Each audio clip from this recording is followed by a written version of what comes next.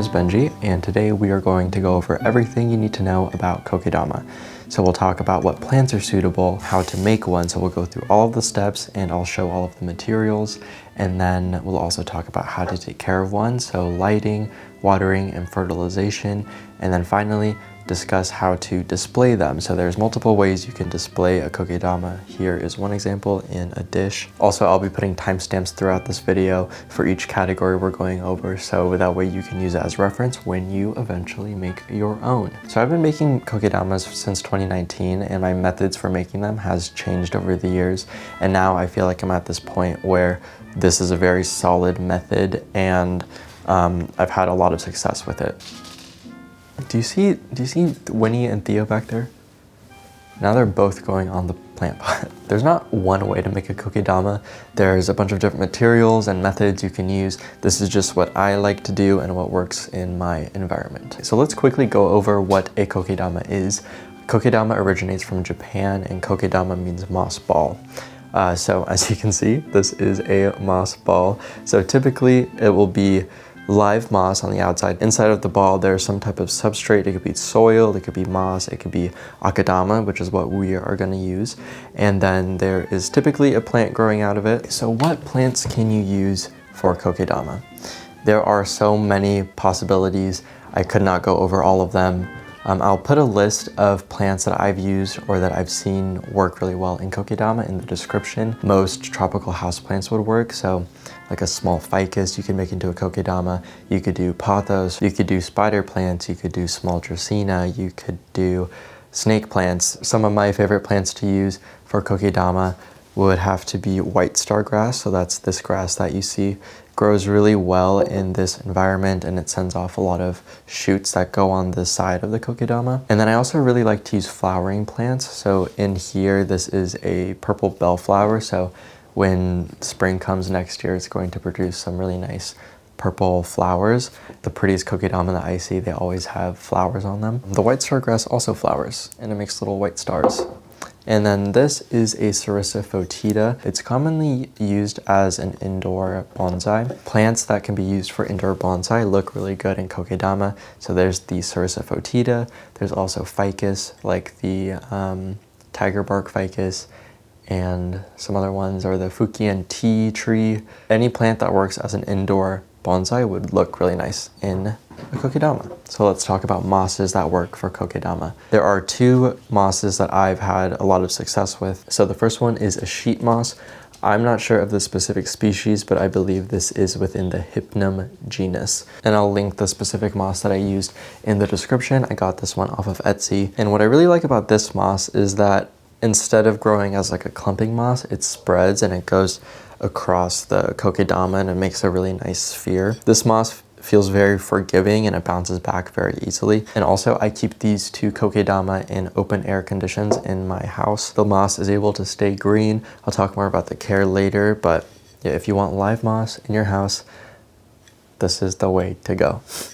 Or you could do a terrarium, but it's kind of fun to have it like not in an enclosed environment. And then this kokedama has the other moss. This is called the Cobrium glaucum, also called cushion moss. And it is more of a clumping style, so it doesn't really spread as much. It will spread over time, but it's not as like wrapping as the sheet moss.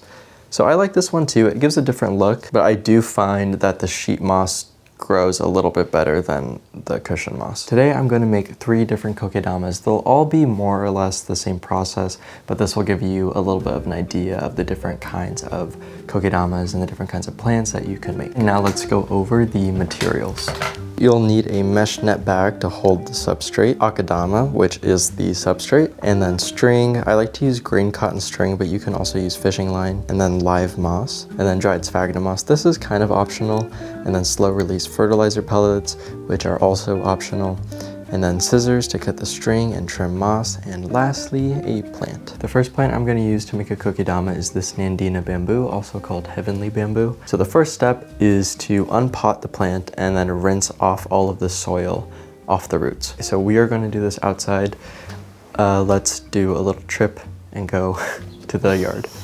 Okay, so we're out here in the yard, and here is my nandina bamboo. Just unpotting it very gently. You don't want to destroy the roots. Okay. Oh, look at that. Gently remove the soil. Okay, gently peel away the soil. So now I'm just rinsing off these roots.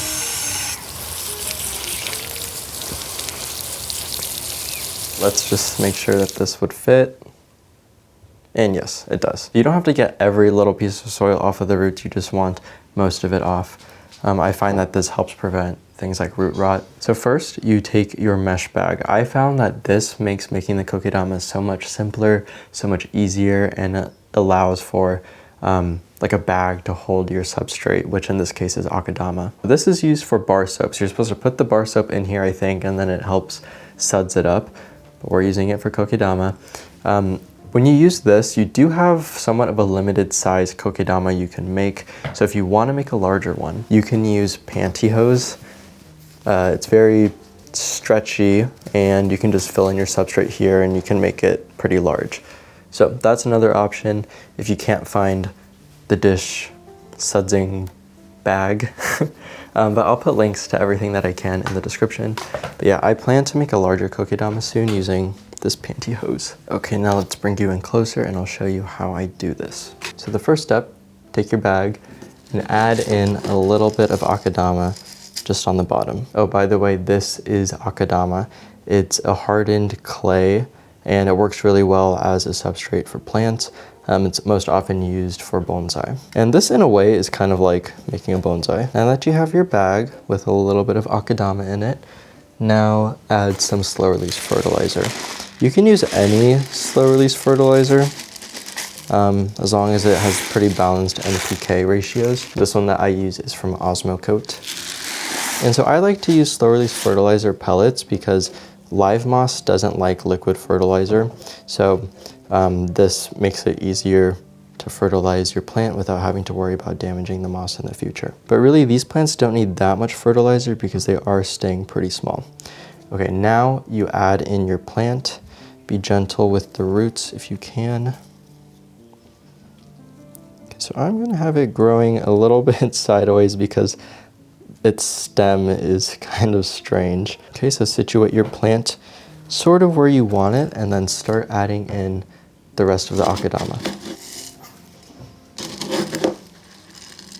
I like to fill it with as much akadama as I can, just so that way there's a good amount of substrate to hold water.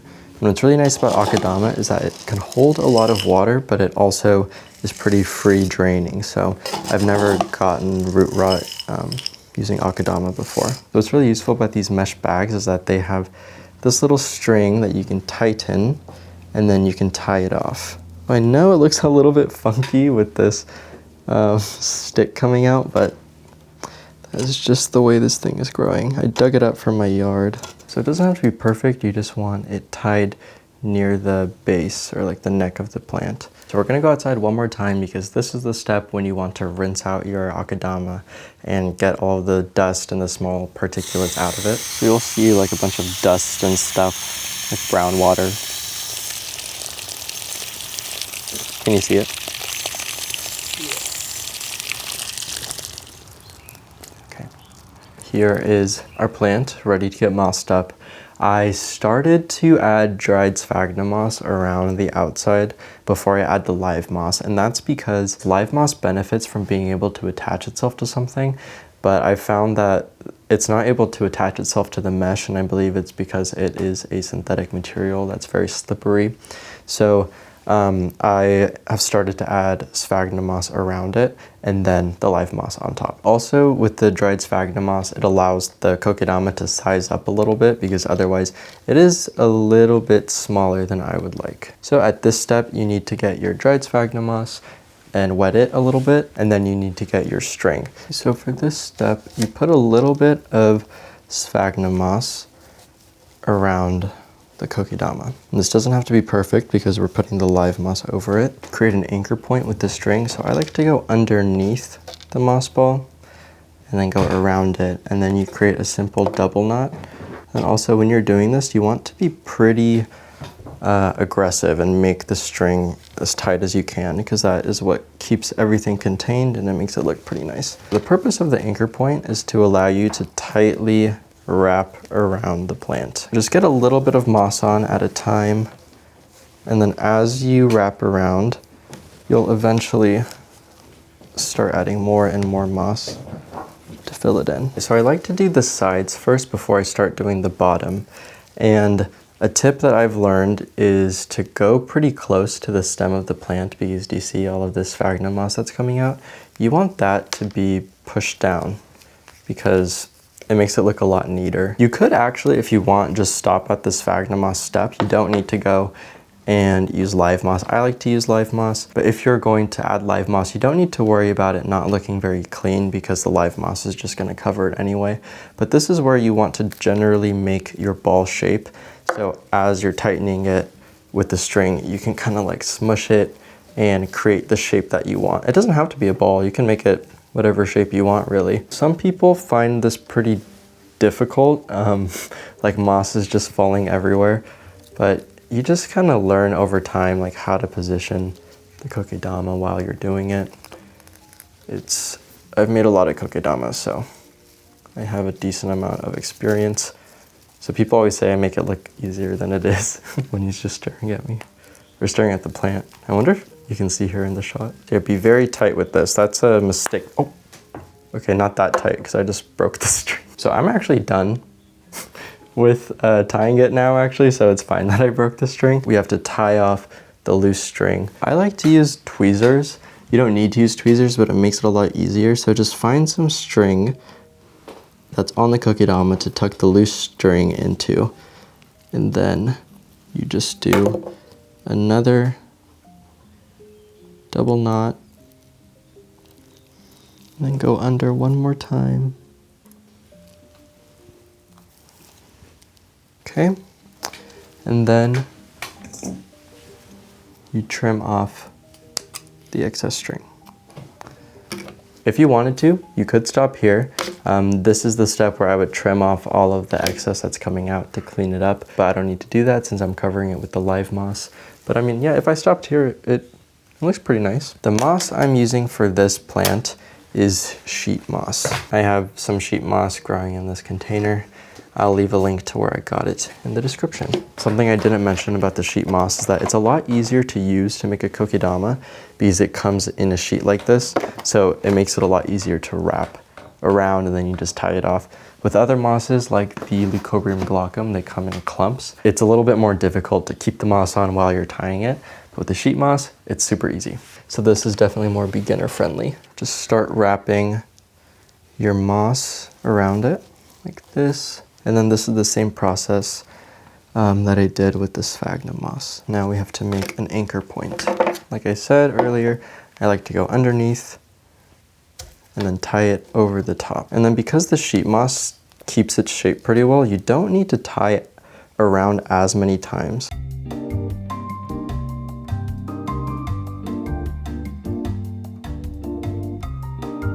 Now we add more moss to the bottom. So if you have any little patches exposed, cover them up with moss and then just tie it around again. But we are almost done. Finished tying it off. Looks nice. We have to cut the string off and then close it. So once again, I'm just finding another string that's on the kokedama, tucking this one underneath, or tucking the loose end underneath, and then making a double knot. Winnie, back up. The reason why I use green string is because it blends in really well with the moss, and I used to worry about the string like decomposing and then the kokedama falling apart, but I haven't had any issues with that so far. I think the moss attaches itself, so I believe that's why I don't have any problems. I'm gonna cut everything back and shape it with the scissors, and a benefit to cutting back your moss, especially sheet moss, is that every place where you cut it, it'll branch out, so that helps the moss like spread across the kokedama. While you're cutting this, just be careful to not cut off your string because then your kokedama could unravel. Just go all the way around, trimming it as close as I can.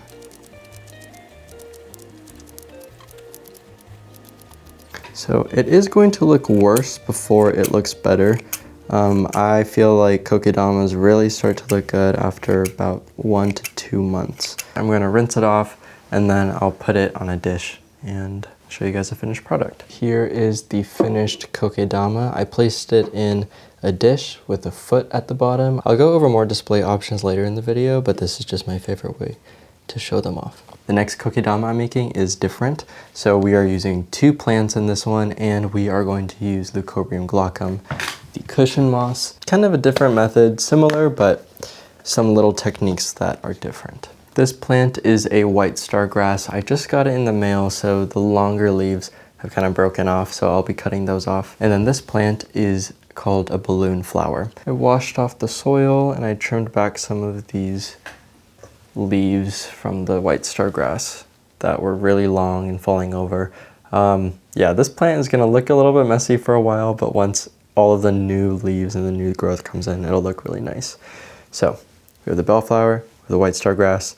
It's pretty easy. It's essentially the same thing as what you just saw, except you put 2 plants in the bag instead. Same process, a little bit of akadama, then put the plants in and then fill it again.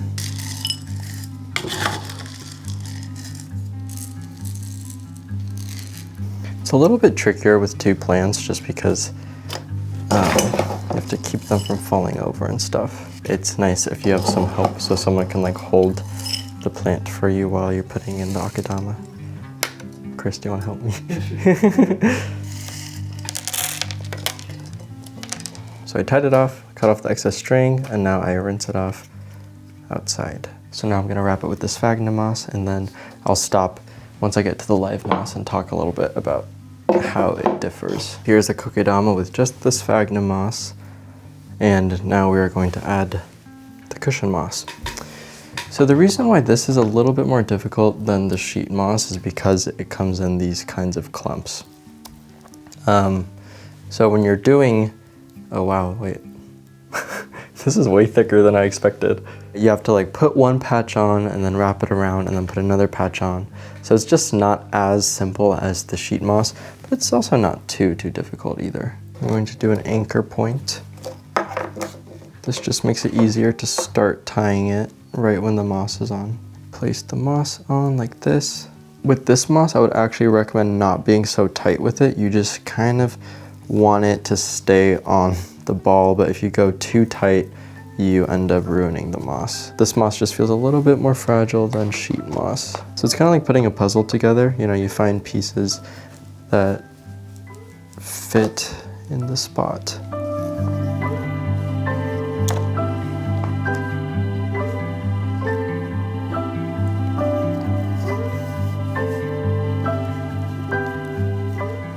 This one's huge. I underestimated the thickness of the moss, so this one is huge. It's looking pretty good, a little bit big and a little bit lumpy, but as it grows in, it'll like balance itself out, and then as the plants grow too, it'll offset the hugeness of the kokedama. I think this is the biggest kokedama that I have. Looks better now, right?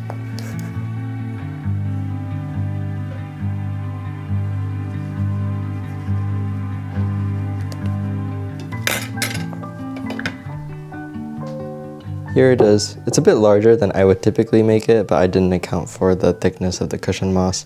And eventually, this will look really good once the brown spots fill in, and once the moss kind of like stops looking so bound up by the string, it's gonna look really nice. I mean, it already looks pretty nice. And then once this grass grows out from the sides, and once this has a flower, just imagine that. These are the 2 kokedama I made to give you an idea of what it'll look like over time. This moss will grow into looking like this moss, and then eventually this will look similar to this. It's kind of the same concept, flowering plant with white star grass. Something I really like about white star grass is how these leaves curl sometimes. So now that we've made our kokedama, let's go over care. The first thing I want to talk about is watering. So the type of water that I use for my kokedamas is reverse osmosis water. So that is like pure 100% H2O without any minerals or chemicals in it. I have a reverse osmosis water system underneath my sink. I use it for my aquariums and for my live moss, but I know not everyone has something like that. So you could purchase distilled water or purchase reverse osmosis water. At my supermarket, it's 99 cents a gallon, so it's kind of pricey if you're always purchasing distilled water. Not too bad though if you only have like 1 or 2 Kokedama. You could try using your tap water. Every region, every area has different tap water. So in LA, my tap water is very hard and full of minerals. So I've noticed that over time, my moss that I water with tap water, it just like eventually starts to look dull and turn brown and not a vibrant green. So yeah, I've had way more success with my reverse osmosis water. I haven't tried this myself, but I've heard of other people using dechlorinator for their water and then watering their moss. So that is like Chem Prime, which is a dechlorinator that's often used for aquariums. Whenever I start out my Kokedama, for the first like 1 to 2 months or even longer if I feel like it, I mist my Kokedama every morning and every night if it looked dried out. For some people it might seem like a lot of work, but I actually think it's really fun to mist moss for some reason. One of the first things I do whenever I wake up in the morning is mist my Kokedamas. So I'm going to show you how I mist my Kokedama. I mean, I'm just misting it, but there is kind of a technique that I do. This is what I show my friends whenever they're plant sitting my plants when I go away. So I spray the entire ball, so I go up and then down, and then I just go all around the ball, and I make sure I saturate every area where there's moss. Okay, and then that's it. That would be one misting. For my established Kokedama, I do spray every morning, but I could get away with not spraying it for like 3 to 4 days, and it's just fine, but I like to spray it every morning. In addition to misting the Kokedama, I also submerge it in water for about 1 minute. This is to just fully saturate the substrate and also saturate the moss with water. I guess I'll show you how to do it. But it is just putting the Kokedama in water. You take your Kokedama, put it in the water. Usually I have more water so it's completely filled up, saturating all of the edges and stuff. And for my new ones, I do this about once a week. But for my older, more established Kokedama, I haven't done this in a while. After you had it soaking for a while, lift it up and let the excess water drain out. Also, you never want your Kokedama to sit in a layer of water. Terrestrial mosses do not like excess water like that. If it's sitting in water for too long, it will lead to the moss dying. So if you see excess water catch in your dish or whatever you're using to hold your Kokedama, make sure you dump it out. So that is it for watering. Also, if you have any questions or if you need something clarified, feel free to comment and I will do my best to respond to any questions about care. Next, let's go over lighting. Lighting for Kokedama can be a little bit tricky because you need enough light for your plant to grow, but mosses are pretty sensitive to really strong, like hot, direct sunlight. So I don't have that many optimal locations for my Kokedama to receive natural light because most of the areas that receive good light also receive some direct sun throughout the day. And a little bit of direct sun is fine for moss, but too much will kill the moss pretty much because it's too hot and it's too strong. So in terms of natural light, the best location to have a Kokedama would be somewhere where it receives a lot of light but not direct sun, or at least doesn't receive direct sun on the live moss portion, but it could receive some direct sun on the emergent plant portion. So the best locations for natural light would be an east-facing window because it'll receive a little bit of direct sunlight in the morning, but it won't receive the harsh afternoon, late afternoon sun. Anything filtered, so you could have like a south-facing window with the curtains drawn, so that way it's filtered light that comes through, not like direct sun rays.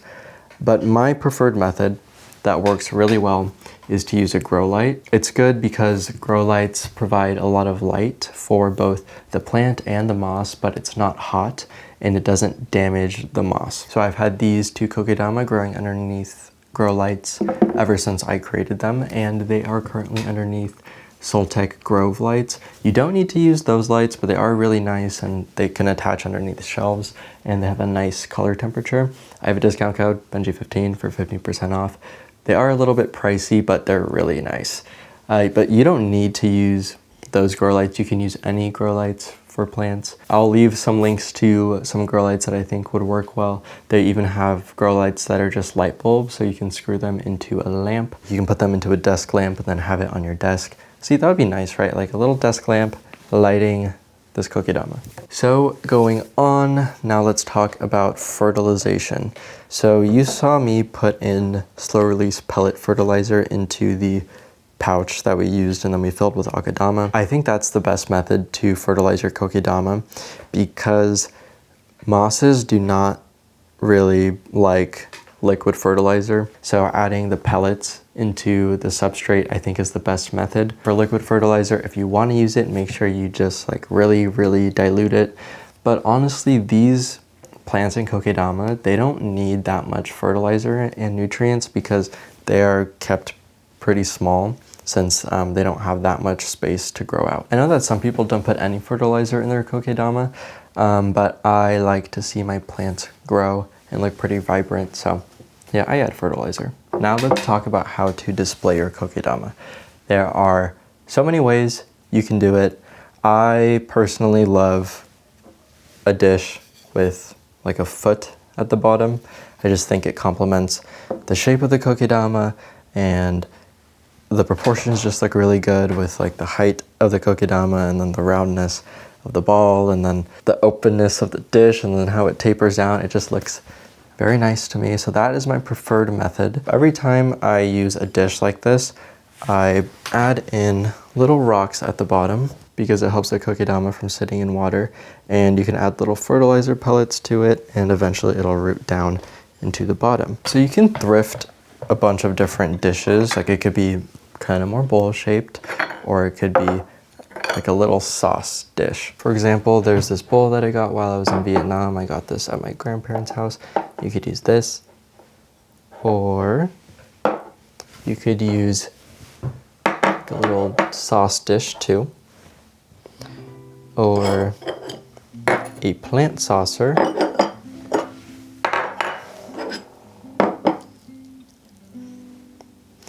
or you could even use a rock. And this is kind of a cool look. Yeah, see? Isn't that nice? And then you could do something like this, where you have the kokedama suspended in a cloche on a little suction cup, and it looks like it's floating.